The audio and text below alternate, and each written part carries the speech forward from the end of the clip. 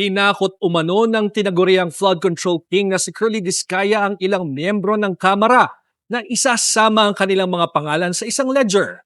Yan daw ay kung hindi sila magbabayad ng utang mula sa advance payment ng nabulilyasong proyekto, ayon kay Senate President Pro Tempore Panfilo Ping Lacson.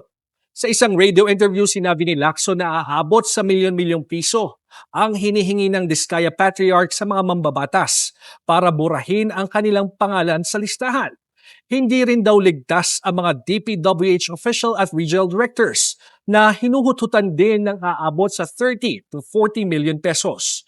Anya, ang mga advance na ito ay kinuha ng mga kongresista habang nasa National Expenditure Program pa lamang ang proyekto at hindi natuloy nang pumutok ang flood control issue.